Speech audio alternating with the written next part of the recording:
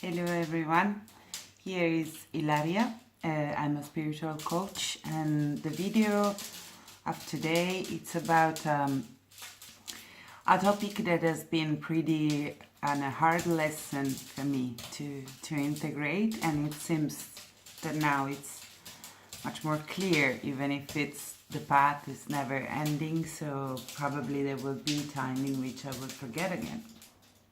And the topic is about transcending duality. It means to integrate the painful experience that we have as a necessary part of the journey. I would say, I don't know if they're necessary, but I would say that what it brought to me, some very painful experience, is that actually everything is the unfolding of the journey of the divine that we are, and everything is an expression of love, even what it really doesn't look like. So in my experience, for instance, there has been one relationship that I have gone through over and over again for years. And just this year, it has been probably the ending chapter of this relationship that brought up so much of my wounded self. So it has been through the experience of this apparent lack of love that I have been able to see that there was a part within me that was desperately seeking for love from outside, from someone or something. And that has been an experience that has repeated itself in my life. It just changed the apparent source of love. In this case was a person, but it has been other thing. It's like there is this thirst of feeling worthy, and feeling happy, or feeling safe, or feeling love. Then we search really all over the places, and in any coin of the universe, trying to fill that void, which is a void that has been created in the moment that we disconnected from our own love. One moment in time during our experience in which we believed to be lacking of love, to be not worthy of love. So from that moment on, what we most desire is to come back to that feeling of lovability, of being lovable. And when a person when a behavior, which at the beginning at least is kind or attentionate or caring, it seems that old wound could disappear through the presence of this one person. And it's really an experience. It's not just a thought that we can have. It's an experience when another being reflects us back this love that we feel was so missing for so long. We feel full again. We feel strong again. We feel lovable again. We feel brave. We feel excited about life. We feel capable of everything. This is really an experience.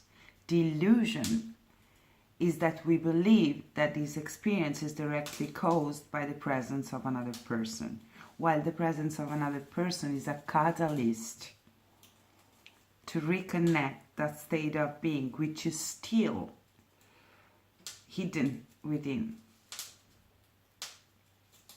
covered by the wounds. And when that person changes behavior and show up with his shadow side, with his wounded self, because there is no being that hasn't been wounded. This one of the biggest realization of this year is that we are all in the same journey. We are all this being of love that had believed at one point to be lacking love and to be lacking worthiness of love. There is no being that doesn't have this wound, these core wounds within. And then it changed the situation that have apparently orchestrated this experience of lack of love. For someone is a betrayal, for someone is abandonment, for someone is rejection, for someone is injustice or whatever.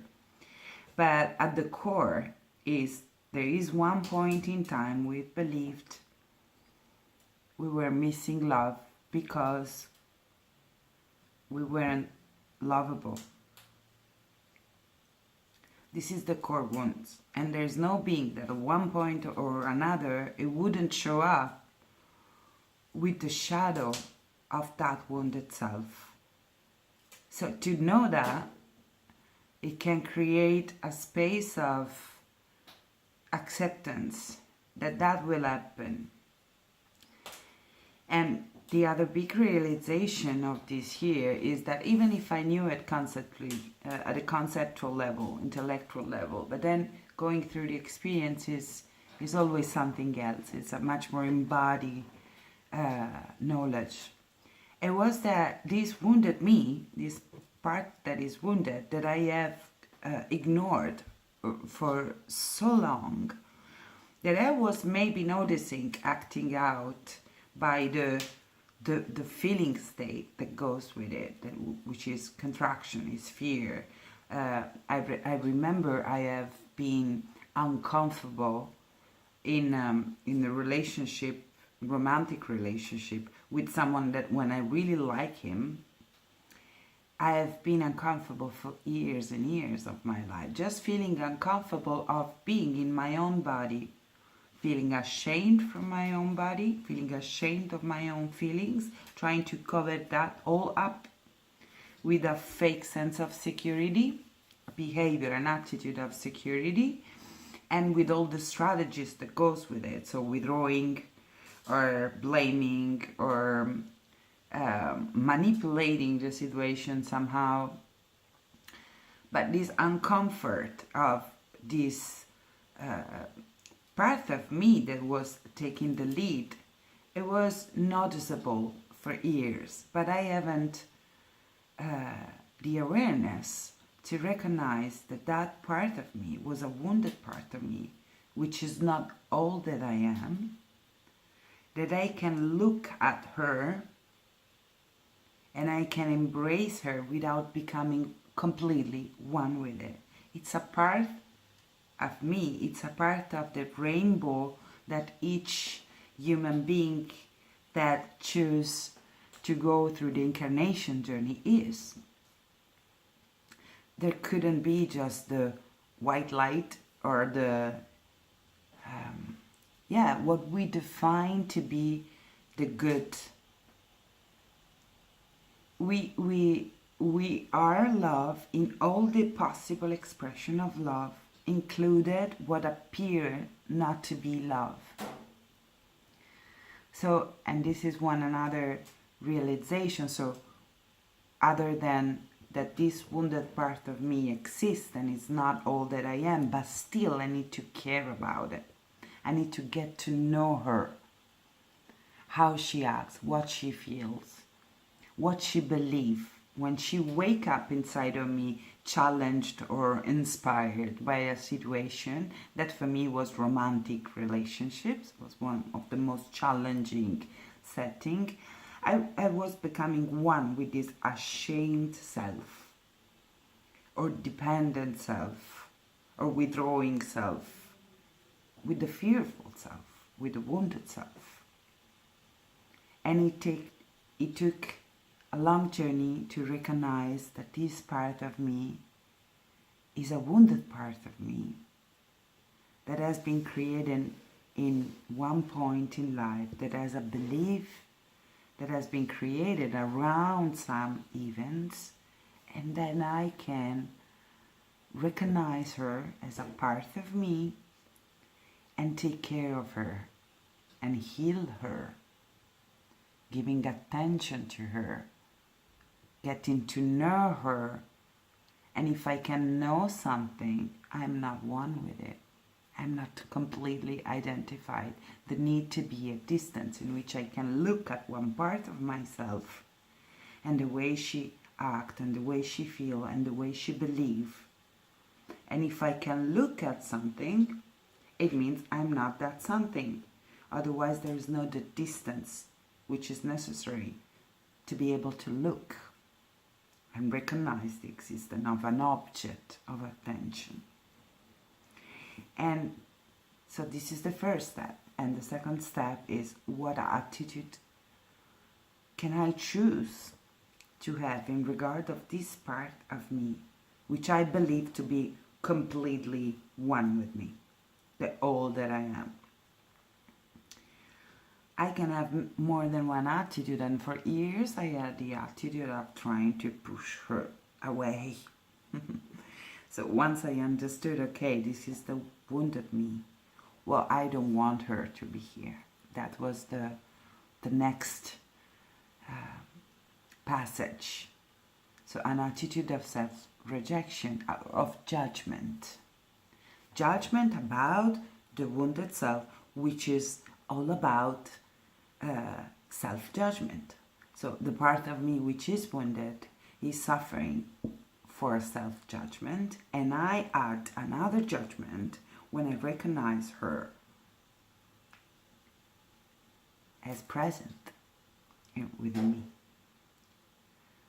I can change the attitude if I recognize the value of the existence of that wounded self, of the shadow. If I think it's a mistake that shouldn't be here, I cannot help but trying to get rid of it, move my eyes away from it, try to push her away, or even try to fix her, but from an intention which is not a loving, compassionate place within in regard to this personality self, but from an attitude of severe judgment, like you corrupt the value of my light being. And that's the illusion. Because her, the wounded self, is light, is love. Is the same divine essence that chose inevitably to go through the experience of the shadow or their consciousness or the wounding, whatever we want to call it. That's a part of the journey, a necessary part of the journey. This is how we learn. This is how we start to expand and remember and let the diamond of the truth emerge. But one part of existence is not enough. We cannot think, I want to let the love that I am or the light that I am emerge, because that's the true self, and the wounded self or the fearful self is not my true core divine self. All of that is the light and the shadow. We are the consciousness beyond both of them. All is love. The fear, the trauma, the painful experience, all of that is an expression of this magnificent creation of the divine, that is all that is. all that is, not part of it, all that is.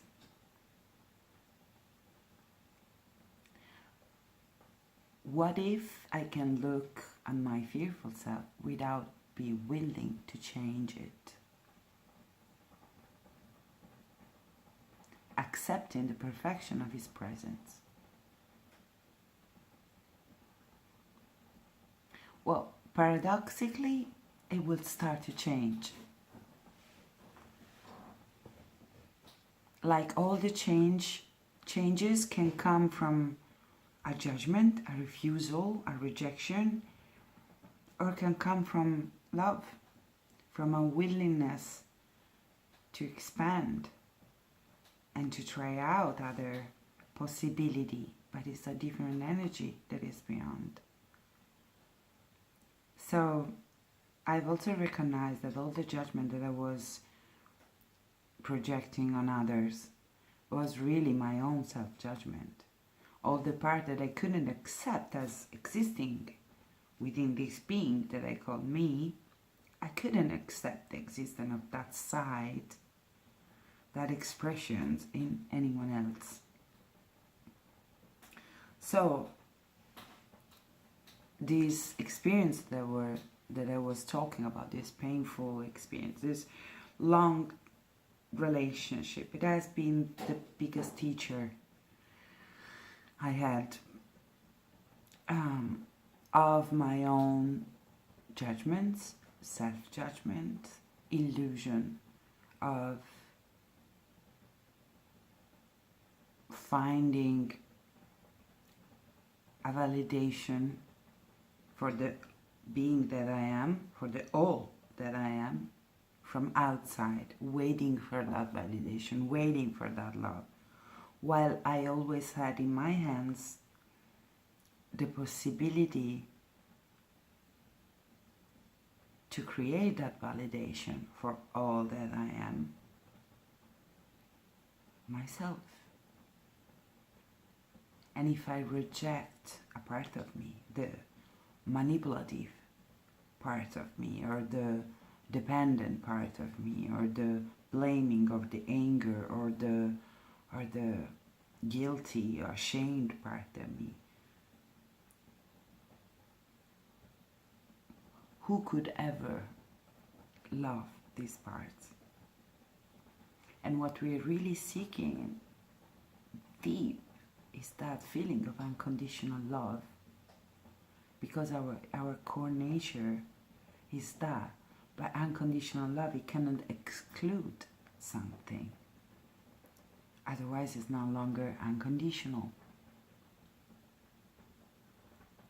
The game of creation of the creator, it's a play of in the world of duality, in which there is the night and the day, and the stars and the sun, and the cold and the warm, and the dark and the light, and all of that is what we define love, within and without. And when we can bring love to that unloved part of ourselves, we start to be really human and divine at the same time. The divine is unconditional love, and we need to love fully our humanness in order to be both. And to see that there is no neither a both, a two. There is all one. So I ask you, now we are ending this year, my invitation for you, ask to yourself, what parts of me, of my personality, of what emotion, what behaviors, what belief, what parts of me I really would love to get rid of. I just cannot love. I don't see why they exist. And if it's easier, you can look outside and ask to yourself, what part of human beings, or my partner, or my mother, or I really hate, or I really don't like it. I don't see any utility in it. It shouldn't exist.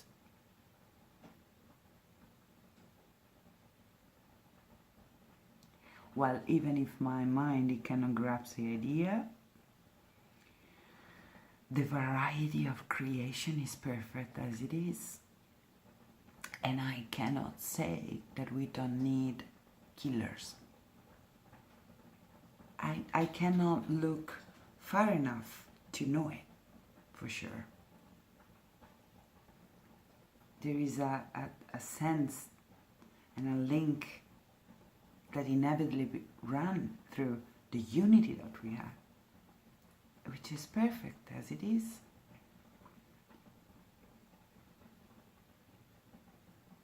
So which experience you have gone through or you're going through that you cannot see the sense of it, even if you cannot define what this sense is, can you trust that is not for nothing, that makes sense, that is part of your expansion and opening, that is not a mistake, and it will come again from it.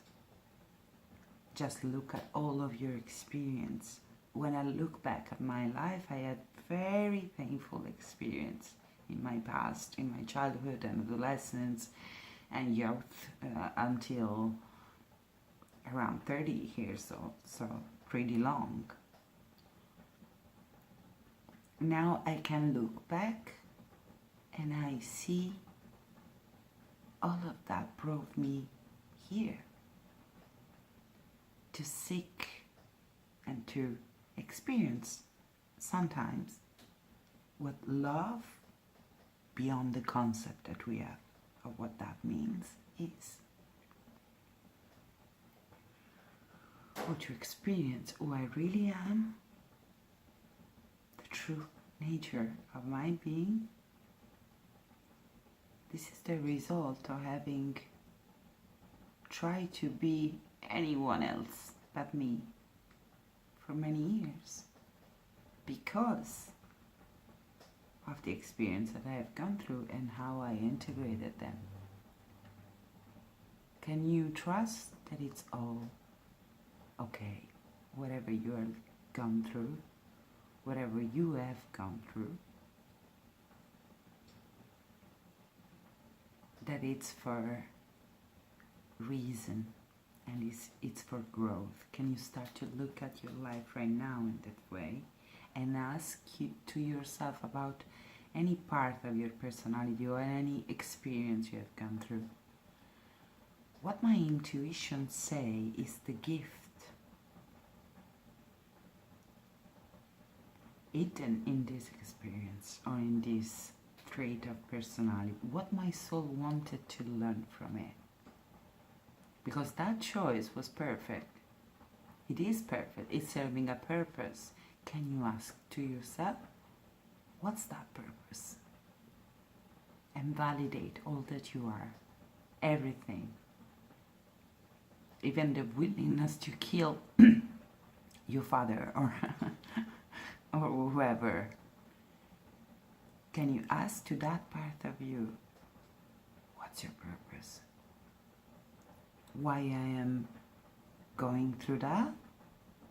Because that part of you as an utility is useful, is right, is there to allows you to learn something. But if you reject it, it cannot release the treasure of the understanding which is inside of it.